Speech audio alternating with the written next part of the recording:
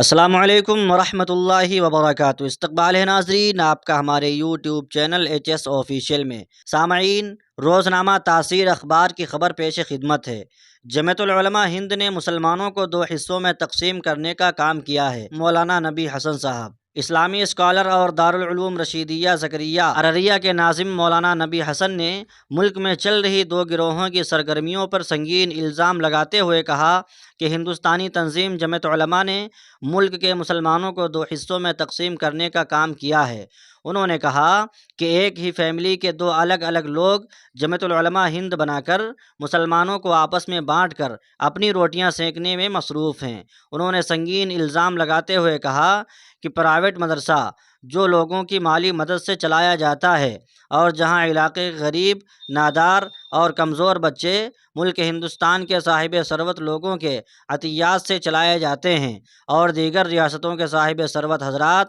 جمعیت علماء ہند کی جانب سے جاری کردہ تصدیق نامے کی بنیاد پر چندہ زکوٰۃ خیرات دے کر ان کی مدد کرتے ہیں۔ لیکن انہوں نے بڑے افسوس کے ساتھ کہا کہ اس وقت تصدیق نامے کے لیے غیر قانونی رقم تنظیم کے چند لوگ غلط طریقے سے اور غیر قانونی طور پر رشوت کی رقم لیتے ہیں۔ انہوں نے کہا کہ ارریہ میں پہلے بھی بہت سی تنظیم تحریری تصدیق نامہ دیتے رہے ہیں، لیکن لوگ آسانی سے مدرسے کے لیے چندہ کے لیے نکل جاتے تھے اور چندہ بھی وصول کیا جاتا تھا۔ لیکن ایک دردناک واقعے کا ذکر کرتے ہوئے انہوں نے کہا کہ اب ممبئی اور خاص کر مالیگاؤں کے کئی شہروں میں جمعیت علماء ارریہ جو مرکزی جمعیت کی ذیل میں ہے کہ تصدیق نامے کو قبول نہیں کر رہے ہیں، اور ایسا پہلی ملاقات میں نہیں کہتے ہیں بلکہ دو چار دنوں تک ان کو ٹہلاتے رہتے ہیں اور آخر میں کہتے ہیں کہ آپ کے مدرسے کا یہ درست نہیں، وہ صحیح نہیں ہے، اس لیے آپ یہاں کی جمعیت سے اپنے مدرسے کا معائنہ کروائیں،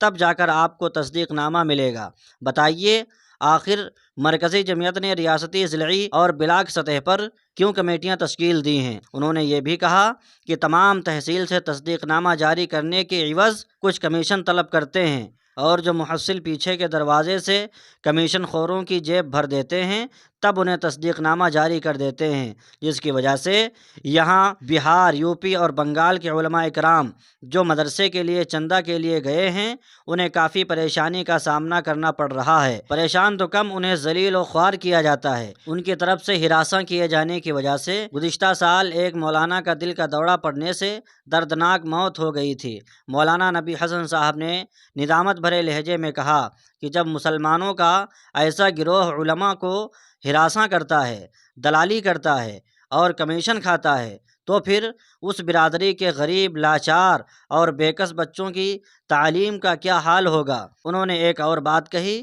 کہ ملک کی دوسری ریاستوں میں بڑے مدرسے کھول کر یہاں کے بچے جن کی عمریں 10 سے 12 سال ہیں، کچھ لوگ کمیشن کے لیے بہار کے بچوں کو دوسری ریاستوں کے مدرسوں میں یا تو خود سے پہنچاتے ہیں یا یہاں سے فون پر ساری باتیں طے کرنے کے بعد بچوں کو بھیجتے ہیں، جبکہ خود سیمانچل سمیت بہار کے دوسرے اضلاع میں چھوٹے سے لے کر بڑے ادارے موجود ہیں۔ مولانا نبی حسن نے کہا کہ علماء کرام، مختلف تنظیموں اور عقل مند حضرات کو اس پر سنجیدگی سے سوچنے کی ضرورت ہے تاکہ مدارس کو استفادہ حاصل ہو۔ سامعین، اس خبر کے تعلق سے آپ کی کیا رائے ہے کمنٹ باکس میں ضرور بتائیں، اور اگر آپ ہمارے چینل پہ پہلی بار آئے ہیں تو چینل کو بھی سبسکرائب کر لیں۔ ملتے ہیں کسی اور ویڈیو میں۔ خدا حافظ۔